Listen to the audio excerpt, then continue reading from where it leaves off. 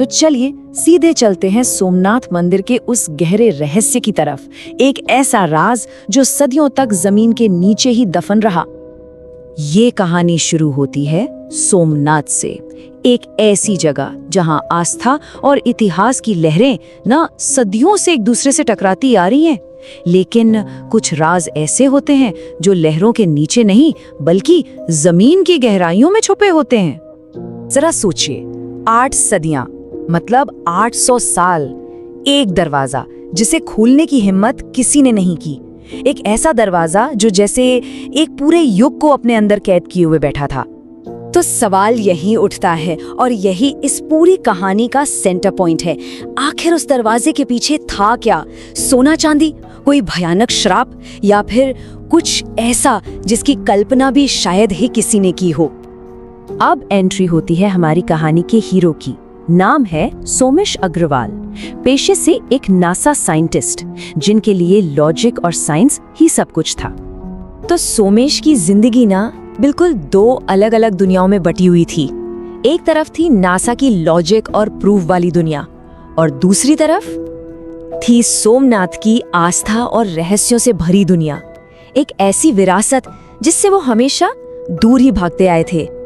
लेकिन कहते हैं ना, जिंदगी आपको अक्सर वहीं खींच कर ले आती है जहां से आप भाग रहे हों। उनके फादर के अचानक गुजर जाने की खबर उन्हें वापस भारत ले आई और साथ में लाई एक ऐसी जिम्मेदारी जिसे वो टाल नहीं सकते थे। ये उनकी माँ के अल्फाज थे और इन्हीं शब्दों ने उन्हें एक ऐसे सफर पर भेज दिया जो आगे चलकर उनकी पूरी दुनिया बदलने वाला था। ये सिर्फ एक रस्म नहीं थी, ये एक वचन था जो उन्हें निभाना था।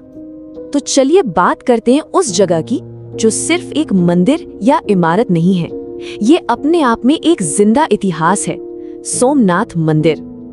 देखिए, सोमनाथ का इतिहास सिर्फ पत्थरों और पूजा पाठ का नहीं है, ये इतिहास है रेजिलियंस का, बार बार गिरकर उठने का। सच तो यह है कि इसे जितनी बार तोड़ने की कोशिश हुई ना, ये उससे भी ज्यादा मजबूती से फिर से खड़ा हो गया। और बस यहीं से सोमेश के अंदर का साइंटिस्ट जाग उठता है। उनकी माँ की ये कहानी, जो शायद किसी और के लिए सिर्फ आस्था की बात होती, सोमेश के लिए एक पजल बन गई, एक ऐसी मिस्ट्री जिसे उन्हें सॉल्व करना था। उनका मकसद कोई खजाना ढूंढना नहीं था, बिल्कुल नहीं। वो तो अपने साइंस की ताकत से इस आस्था को, इस कहानी को झुठलाना चाहते थे। बस ये साबित करना चाहते थे कि ये सब मनगढ़ंत बातें हैं और कोई भी रहस्य लॉजिक से बड़ा नहीं हो सकता। और फिर वो पल आ ही जाता है जिसका सबको इंतजार था।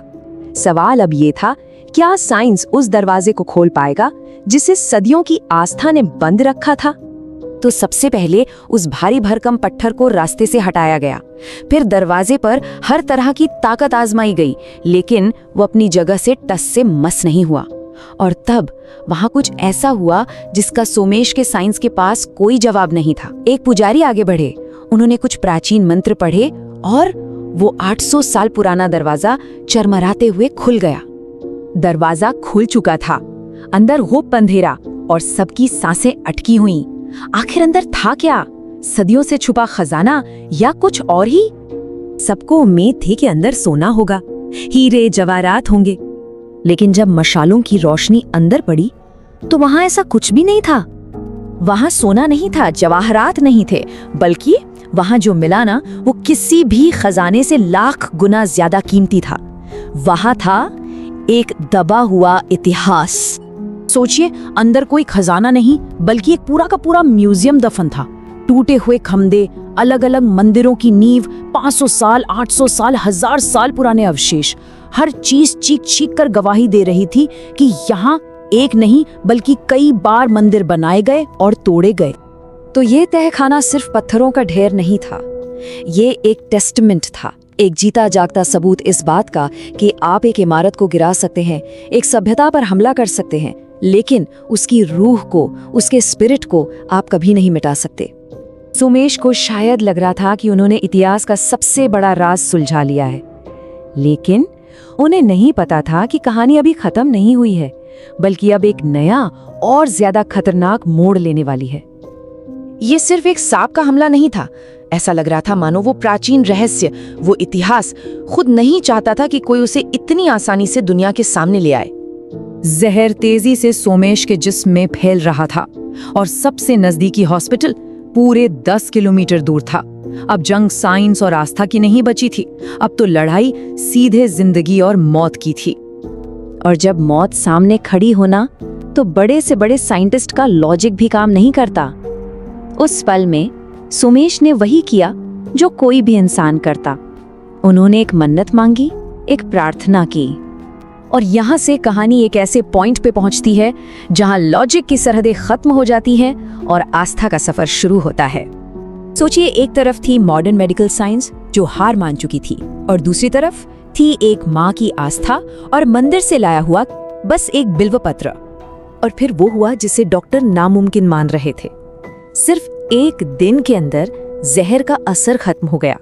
सोमेश की रिकवरी इतनी अचानक और इतनी कंप्लीट थी कि मेडिकल साइंस के पास इसका कोई एक्सप्लेनेशन नहीं था। ये एक चमत्कार था। आखिर में सोमेश की पर्सनल कहानी मंदिर की उस बड़ी कहानी से आकर जुड़ जाती है, क्योंकि उस तहखाने ने सोमेश को सिर्फ इतिहास नहीं बल्कि जिंदगी का एक बहुत बड़ा सबक सिखाया था। और यही था सोमनाथ का असली रहस्य। सोना या हीरे जवाहरात नहीं, बल्कि इंसान की वो स्पिरिट, वो हिम्मत जो कभी हार नहीं मानती, जो हर तबाही के बाद पहले से भी ज्यादा मजबूत होकर उभरती है। तो सोमेश की ये कहानी हमें एक बहुत बड़े सवाल पर लाकर छोड़ देती है। कहाँ इतिहास खत्म होता है और कहाँ से आस्था शुरू होती है? उनका बचना साइंस था या फेथ? शायद सच इन दोनों के बीच में ही कहीं है।